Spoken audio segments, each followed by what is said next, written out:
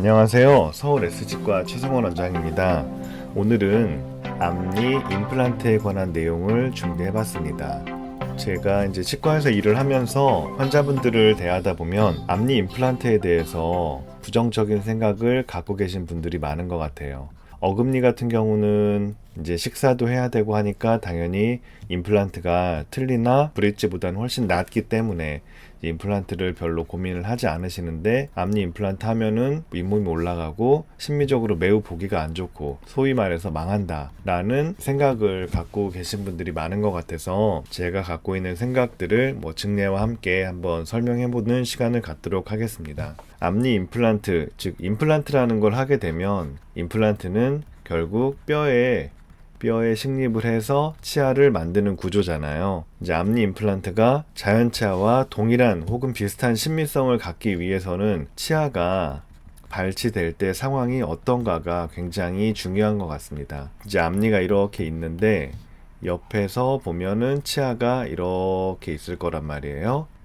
이쪽으로 입술이 있을 거고 이쪽은 입 천장 쪽입니다. 치아가 빠지게 되는 경우는 이가 상에서 빠지거나 아니면 치아를 잡고 있는 잇몸뼈, 즉 치조골이 상에서 빠지거나 둘 중 하나의 상황인데, 첫 번째로 치아가 단순히 상에서 빠졌을 때 주변의 치조골은 정상적으로 유지되고 있다고 가정을 하면 이때는 임플란트의 결과가 매우 좋습니다. 두 번째 요인, 치아는 멀쩡한데 치아 주변의 잇몸뼈가 어떤 모종의 염증이나 이런 것들을 인해서 잇몸뼈가 많이 녹았어요. 치조골이 상실된 상태에서 임플란트를 할 때, 이때는 굉장히 많은 뼈 이식도 필요하고 많은 노력을 해보지만 첫 번째 케이스, 즉 잇몸뼈는 괜찮고 치아가 상에서 빠졌을 때보다는 좋은 결과를 얻기는 힘듭니다. 앞니 임플란트가 심미적이냐 아니냐는 결국 치아가 이가 상에서 빠졌는지 잇몸뼈가 상에서 빠졌는지, 이게 이제 심미적인 기준을 가르는 첫 번째가 될 텐데요. 한번 케이스를 보면서 살펴보겠습니다. 근데 이게 치료가 다 끝난 다음에 찍었던 사진입니다. 이 중에 이제 임플란트가 하나가 들어있는데요. 보시면 이 치아 3개가 크라운이 되어 있는 걸 알 수가 있죠. 근데 잇몸 모양만 봤을 때 어떤 게 임플란트인지는 분간하기는 좀 힘드실 수 있을 정도로 잇몸 라인이나 이런 것들이 잘 맞게 치료가 끝났는데요. 처음에 말씀드렸던 것 중에서 치아가 상에서 발치를 했던 케이스입니다. 그리고 주변의 잇몸뼈도 약간 녹기는 했었는데 잇몸뼈의 수량이 크지는 않아서 기존의 잇몸뼈가 보존이 되어 있는 상태였기 때문에 이런 결과를 얻을 수 있었는데요. 한번 과정을 살펴보겠습니다. 다시 초진 사진으로 돌아오면 이 치아를 치료를 했는데요. 보시면 주변 치아들보다는 약간 내려와 있고 신경치료한 상태에서 잇몸도 좀 안 좋은 편이었고, 주변의 잇몸 색깔을 보더라도 이만큼이 좀 약간 검붉게 색이 좀 변해 있는 모습을 볼 수 있고, 이 치아 주변으로 여기에 잇몸뼈가 좀 염증이 심한 상태였습니다. 발치를 하고 임플란트를 계획을 하고 치료를 했는데, 비록 뒤쪽의 뼈는 어느 정도 흡수가 됐지만 전반적인 뼈의 상태가 나쁘지 않았기 때문에 이제 이를 빼고 바로 식립을 하게 되었습니다. 발치 후에 임플란트를 심고 주변에 뼈 이식을 좀 했는데요. 이를 빼고 나면 실제 남는 잇몸뼈는 이 정도, 이렇게 잇몸뼈가 남게 되는데요. 여기에 이제 임플란트가 들어가게 되고, 그냥 놔두면은 이 얇은 뼈가 흡수될 가능성이 있기 때문에 여기를 좀 보존해주기 위해서 이를 뺀 자리에 부분적으로 틈이 있는데 이런 부분을 뼈 이식제를 통해서 메워주는 겁니다. 뼈 이식을 좀 진행을 하고 살짝 한 땀 꼬매놨었고요. 그리고 이 상태로 2개월 정도 기다리고 이를 만들기 위해서 본을 뜨고 중간에 지대주라고 부르는 어버트먼트를 연결한 모습입니다. 앞니 같은 경우에는 이제 어금니와 같이 기능도 중요하지만 심미적인 면을 무시할 수가 없잖아요. 신미성을 보존하기 위해서 이와 같이 이 색깔 나는 지대주를 가공을 해서 연결을 하는 편입니다. 치아 부분에 좀 투명한 색깔에 좀 더 심미적으로 만들 수 있다는 장점도 있고, 잇몸 밑으로도 약간 어느 정도 하얀 부분이 있기 때문에 잇몸이 얇은 경우에 금속 색깔의 타이타늄 지대주를 쓰게 되면 타이타늄이 잇몸에 살짝 비쳐 보여서 약간 어둡게 보이는 부분도 있기 때문에 막아주기 위해서 이와 같이 치아색 나는 지대줄을 연결을 하게 되고, 지르코니아를 이용해서 크라운을 제작한 후에 이와 같이 연결해서 마무리를 하게 됩니다. 잇몸 라인을 보시면 그 임플란트 한 부위가 크게 올라가거나 이런 게 없이 잘 유지되는 걸 볼 수가 있고요. 치료 결과도 괜찮게 마무리가 되었습니다. 치아 주변에 잇몸 뼈가 온전하게 잘 유지되었기 때문에 이와 같이 좋은 결과를 얻을 수가 있었고요. 이렇게 치아가 상해서 발치해서 임플란트를 하는 경우도 있지만, 잇몸 뼈가 높고 치아가 흔들렸을 때 발치하고 임플란트를 하게 되는 경우도 있잖아요.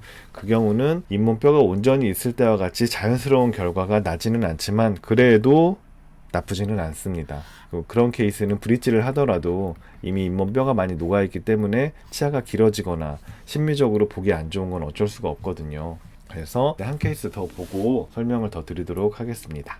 이 케이스는 이제 양쪽에 크라운이 있고 치아가 이렇게 부러진 채로 치과에 오셨습니다. 뭐 이런 경우 이제 두 가지 선택지를 드리는데요. 일단은 신경치료를 다시 하고 기둥을 세워서 크라운을 하는 방법, 아니면 발치를 하고 임플란트를 하는 방법, 둘 중에 하나를 선택하시라고 말씀드리는데, 신경치료하고 기둥을 세웠을 때 이렇게 뿌리만 남은 경우에는 입천장이 있고 입술 쪽으로 이렇게 있다고 하면 아랫니랑 힘을 받을 때 이렇게 때리는 힘을, 약간 사선으로 밀리는 양상의 힘을 받거든요. 뿌리만 남아있는 경우에 기둥을 세우고 크라운을 다시 제작하게 되면 이걸 자꾸 탈락시키려는 힘을 특히 가운데 앞니 같은 경우는 많이 받기 때문에, 이렇게 치료를 열심히 해도 제가 그냥 평균적으로 예우는 수명은 대략 5년 정도를 말씀을 드립니다. 짧은 시간이라도 그래도 이걸 치료해서 쓰시고 싶다라고 하면 뭐 이렇게 치료를 한번 해볼 수는 있는데,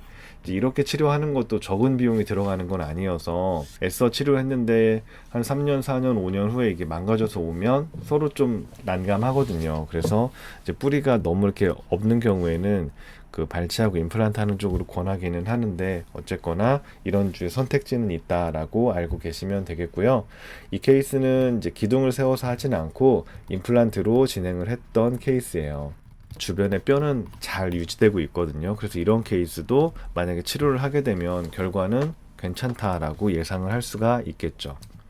치료 후의 모습입니다. 뿌리만 남아있던 이 치아를 임플란트를 연결하고 치아색 나는 지대줄을 연결한 후에 크라운을 붙여서 마무리를 했습니다. 이쪽에 잇몸 라인 쪽을 잘 보시면 비교적 그 자연스럽게 치료가 잘 된 것을 보실 수가 있을 거예요.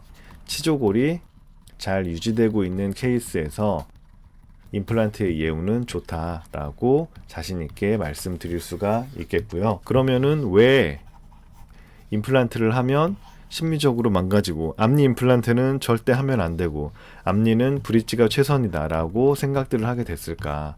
그거는 치과 치료를 받고자 하면 주변에 앞니를 한 사람이 없을 경우도 많잖아요. 그러면 찾아볼 수 있는 게 인터넷이고, 그리고 뭐 여러 가지 커뮤니티나 이런 걸 보게 될 텐데, 사람 심리가 이렇게 치료가 잘 된 사람들은 굳이 이제 난 치료 잘해서 잘 쓰고 있는데 이걸 내가 뭐 어디 가서 자랑하고 이런 경우는 잘 없을 거고, 내가 치료를 했는데 망했어요. 진짜 뭐 입가 이렇게 길어지고 모양이 너무 보기 싫어요. 그러면은 이런 분들은 앞니 임플란트 절대 하지 말라는 전도사가 돼서 글을 쓰거나 그럴 가능성이 매우 높겠죠. 주변에 치료를 잘 받고 잘 쓰고 계신 분들이 10중 9이라면 치료가 잘 안 된 케이스가 하나라도 있을 거잖아요. 내가 해봤더니 이건 진짜 하면 안 되는 케이스다 라고 이제 얘기를 하게 되면 잘 모르니까, 아, 앞니는 하면 안 되는 거구나.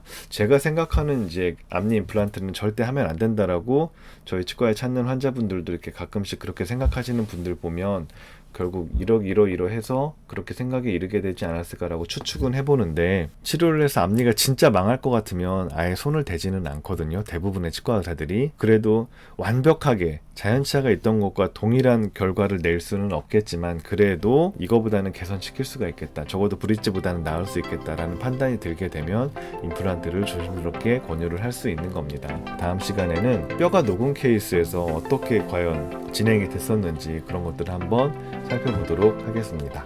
오늘도 시청해 주셔서 감사드리고요. 서울 S치과 최승원이었습니다. 감사합니다.